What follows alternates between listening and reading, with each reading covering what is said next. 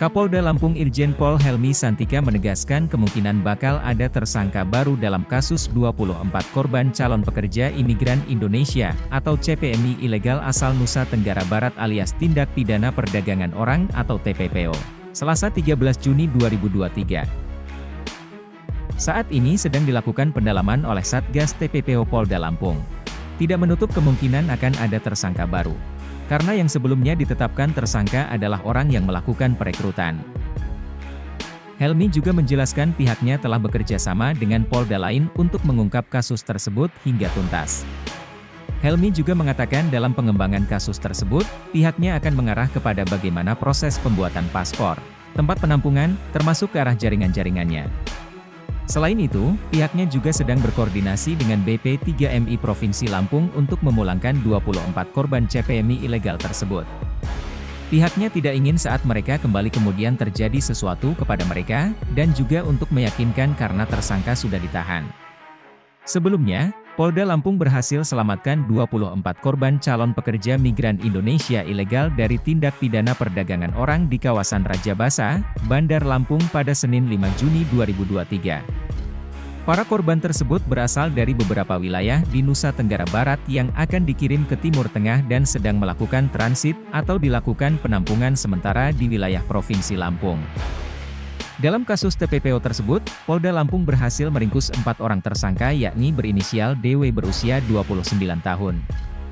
Ia merupakan warga Bekasi, S berusia 25 tahun warga Depok Jawa Barat, AR berusia 50 tahun warga Jakarta Timur, dan AL berusia 31 tahun warga Depok Jawa Barat. Kini keempat tersangka dipersangkakan pasal 2 ayat 1 JO pasal 10 Undang-Undang RI Nomor 21, Tahun 2007 tentang TPPO dan atau pasal 68 JO pasal 83 atau pasal 69 JO pasal 81 Undang-Undang RI Nomor 18, Tahun 2017 tentang perlindungan pekerja migran Indonesia, dengan ancaman maksimal 15 tahun penjara. Ada beberapa yang selama kita tampung di sini juga mengeluh tentang kesehatan. Ini kita rawat kesehatannya, bahkan ada satu yang sempat dirawat di Rumah Sakit Bayangkara. Alhamdulillah sudah sembuh, sudah bisa bergabung dengan saudara-saudara. Nah, untuk memulangkan ke 24 orang ini tentu kita harus berkoordinasi dengan BP3MI di Provinsi Lampung, di mana nanti mereka akan berkoordinasi dengan pusat untuk teknisnya seperti apa. Kenapa? Karena kami juga tidak ingin begitu mereka kembali terjadi sesuatu terhadap mereka, dan juga untuk meyakinkan karena kita menahan tersangka, gitu ya, menahan tersangka. Bagaimana nanti kalau mereka sudah pulang untuk kepentingan pembuktian di depan sidang pengadilan, teknisnya seperti apa? Ini sedang kita susun, kita rancang. Apakah sejauh ini sudah ada penambahan tersangka, Jenderal? Penambahan tersangka sudah ada belum, Jenderal? Saat ini sedang dilakukan pendalaman terus oleh tim Satgas TPPO Polda Lampung. Tidak menutup kemungkinan sih, ya, karena ini masih terus dikembangkan.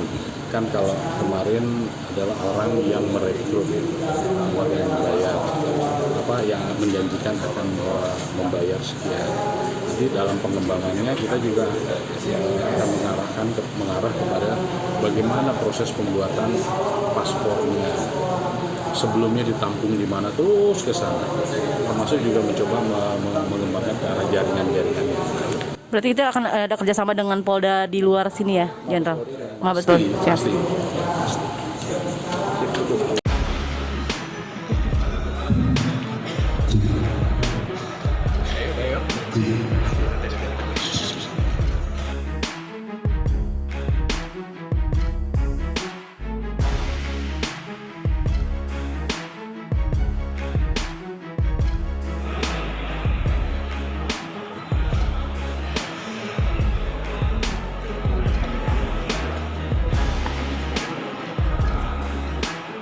Dari Bandar Lampung, Tim Liputan Kupas TV melaporkan.